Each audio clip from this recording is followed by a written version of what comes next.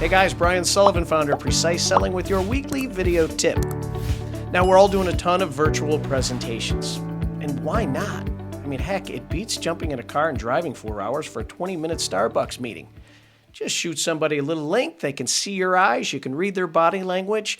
I encourage all my students to become really effective at virtual meetings because they're really productive.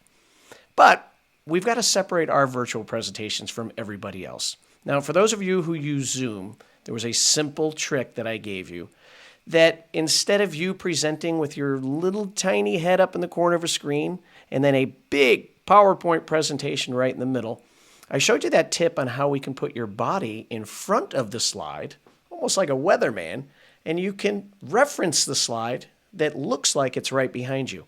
And I got a lot of response from folks saying, hey, Sully, that's great, but I don't use Zoom, I use Teams. So today we're going to focus on a few tricks that will help turn what could be a boring Teams presentation into you putting on a show. So let's open Teams.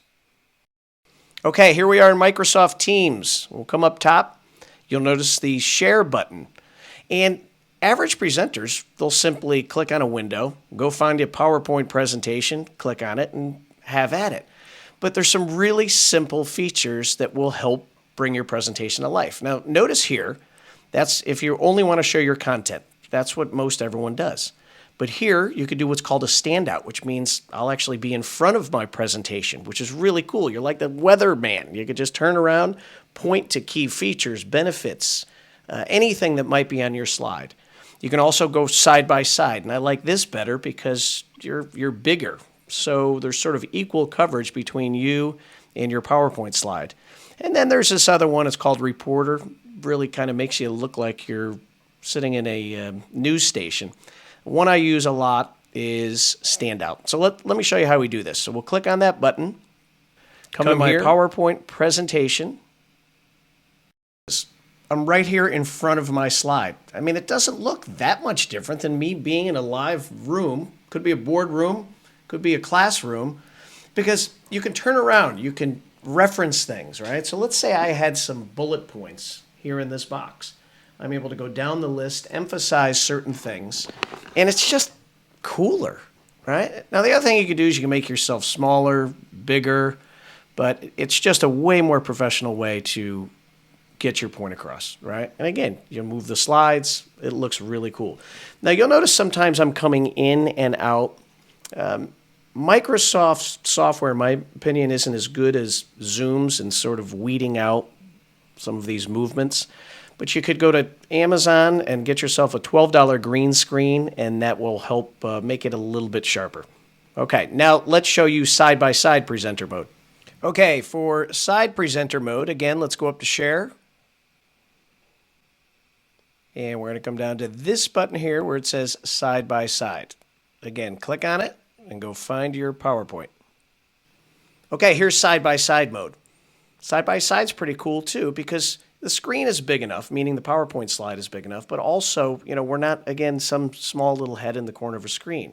So you can professionally reference your slide, make any points, and it just makes the audience feel like you're closer to them, right? It's showtime.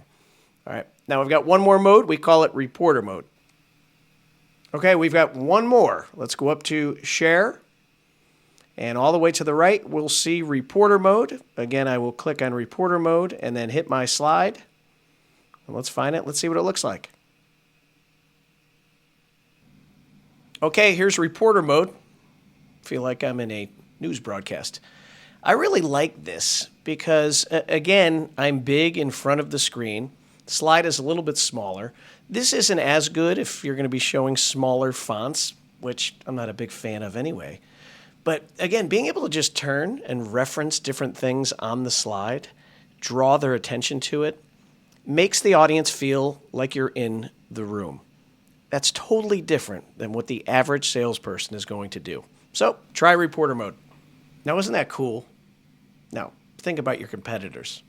They're not doing stuff like this. Heck, they can't even turn the mute button off or on. So you have to practice, drill, and rehearse this. So your homework this week, pull up Teams, play with the different buttons. I really like the one where we're standing in front of the PowerPoint presentation. Because remember, we, as the speakers, as the salespeople, we're the main act. The PowerPoint and the information on it is really there just to illuminate our presentation. And it's much better than just having a small face in the corner and a big PowerPoint taking over for you. So practice, drill, and rehearse, and watch how you're going to bring your team's presentations to life. Because every time we sell, my friends, it's showtime. So hope you enjoyed this tip. We'll see you next week.